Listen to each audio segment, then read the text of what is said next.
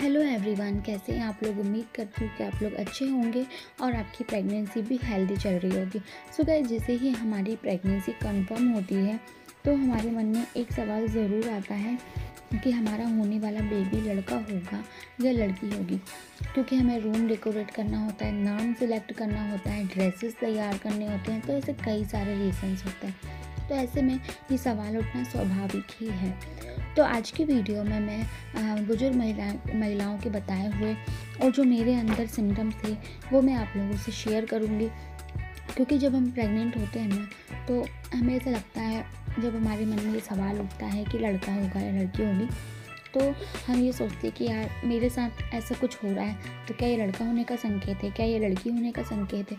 तो ऐसे में ना आपके बहुत सारे डाउट्स क्लियर हो जाएंगे और आप काफ़ी हद तक अनुमान लगा पाएंगी कि आपका होने वाला बेबी क्या है। दोस्तों, ये जितने भी सिम्टम मैं आप लोगों को इस वीडियो में नो सिम्टम बताऊंगी और ये जितने भी सिम्टम्स बताऊंगी ना, ये सारे बिल्कुल सही साबित होने वाले हैं। मेरे अंदर भी थे और मैंने कई सारे लोगों में ये लक्षण देखे जिन्हें बेटा हुआ है। तो दोस्तों, वीडियो बहुत ही आप लोगों के लिए हेल्पफुल रहेगी, इसलिए वीडियो को पूरा एंड तक देखा करिए और लाइक भी कर दीजिए, क्योंकि हमें बहुत ज़्यादा मोटिवेशन मिलता है आपके एक लाइक से। और अगर मन में कोई भी सवाल हो किसी भी टॉपिक पर, अगर आपको वीडियो चाहिए तो कमेंट में ज़रूर बताइएगा, तो मैं नेक्स्ट वीडियो उसी टॉपिक पर बना दूँगी। तो चलिए दोस्तों, बिना किसी देरी के वीडियो को स्टार्ट करते हैं और जानते हैं पहला लक्षण। तो पहला जो है, अगर आपके निप्पल में आपको खुजली रहती हो तो ये भी एक संकेत माना जाता है बेबी बॉय होने का। और दोस्तों, ये मेरे साथ बिल्कुल सही साबित हुआ था और मुझे कुछ लोगों ने भी बताया है, उनके साथ भी ये बिल्कुल सही हुआ था। लेकिन दोस्तों, अगर आपको निप्पल में खुजली होती है तो आपको उसको खुजाना बिल्कुल भी नहीं है। वो नॉर्मली जब हम प्रेग्नेंट होते हैं ना, तो हमारे अंदर हार्मोन्स चेंज होते हैं और इसी हार्मोन्स में जब हम प्रेग्नेंट होते हैं तो जो ब्रेस्ट फीड कराने के लिए हमारे जो ब्रेस्ट है वो रेडी हो रहे होते हैं। इस कारण भी हमें कभी कभी इचिंग की समस्या हो जाती है। तो ये नॉर्मली ठीक हो जाएगी बहुत जल्दी। तो आपको इस पर कुछ भी क्रीम वगैरह कुछ भी नहीं लगाना है, ये ऑटोमेटिक ठीक हो जाएगा। फिर दूसरा दोस्तों, पैरों में स्वेलिंग। अगर आपको पैरों में स्वेलिंग रहती है ड्यूरिंग प्रेगनेंसी, मतलब 5वें 6ठे महीने से स्टार्ट हो जाएगी। अगर आपको 5वें 6ठे महीने से स्वेलिंग की प्रॉब्लम है बहुत ज़्यादा, तो ये भी एक लक्षण माना जाता है गर्भ में बेटा होने का। दोस्तों, मेरे साथ ये बिल्कुल सटीक साबित हुआ था। मेरे अंदर तो ये तीसरे महीने से ये था, तीसरे महीने में ही मुझे स्वेलिंग की प्रॉब्लम हो गई थी। और दोस्तों, ये कभी कभी हीमोग्लोबिन की कमी से भी हो जाता है। तो आपको आयरन फॉलिक एसिड की टैबलेट ज़रूर से ज़रूर खानी है और आपको आपका हीमोग्लोबिन ठीक रखना है, तो आपको ये प्रॉब्लम नहीं होगी। पानी ज़्यादा से ज़्यादा पीना है। फिर तीसरा है दोस्तों, आपके पैरों में ऐंठन रहेगी, मतलब पैर आपके सुन्न हो जाएंगे, पैरों में हल्का फुल्का दर्द बना रहेगा और पैरों की नस भी चढ़ सकती है। नस पे नस अगर आपकी चढ़ती है तो ये भी एक लक्षण माना जाता है गर्भ में बेटा होने का।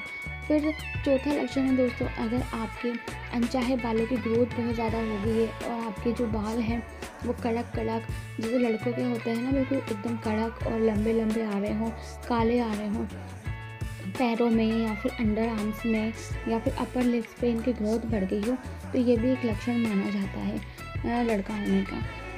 फिर दूसरा दोस्तों 5वां नंबर का है, नाभि अगर आपकी बाहर आ जाती है प्रेगनेंसी के दौरान। आपने नोटिस किया होगा कि किसी की नाभि बाहर होती है, किसी की अंदर होती है। तो ये माना जाता है कि अगर आपकी नाभि बाहर की ओर निकली हुई है, बिल्कुल बटन की तरह दिखाई देती है, तो ये एक लक्षण माना जाता है गर्भ में लड़का होने का। वहीं अगर आपकी जो नाभि है वो अंदर की ओर धंसी हुई है, तो ये लड़की होने का संकेत होता है।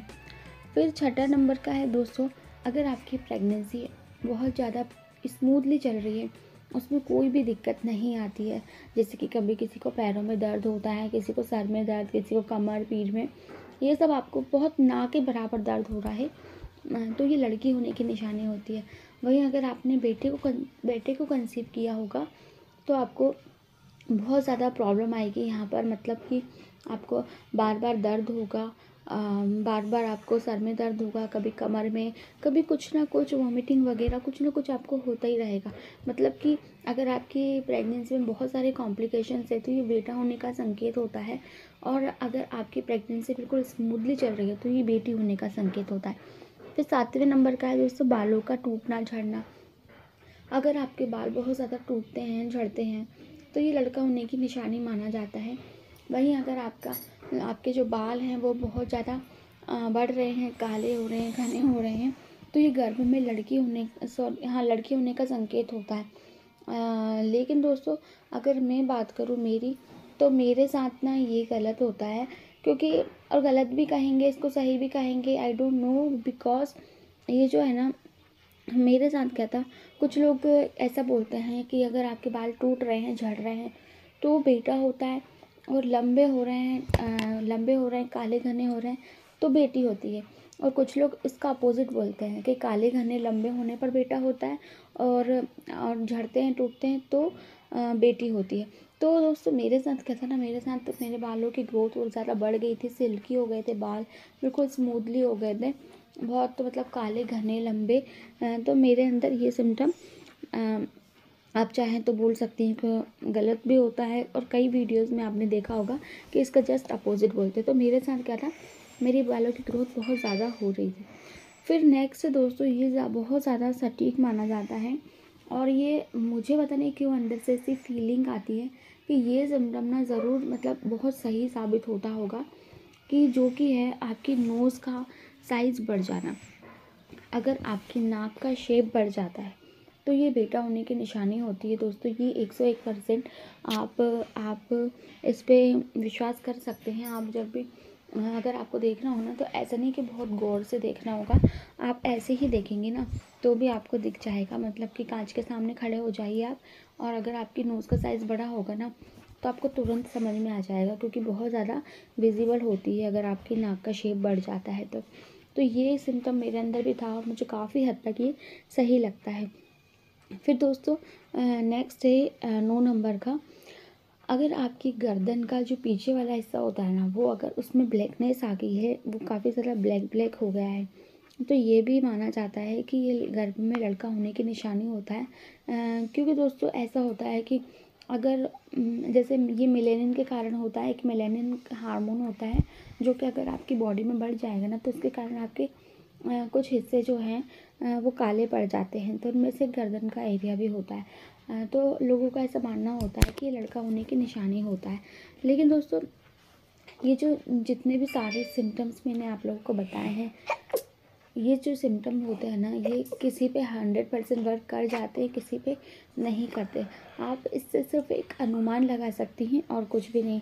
आप 100% श्योर नहीं हो सकती, क्योंकि इनका कोई भी वैज्ञानिक आधार नहीं है, विज्ञान इनको नहीं मानता है।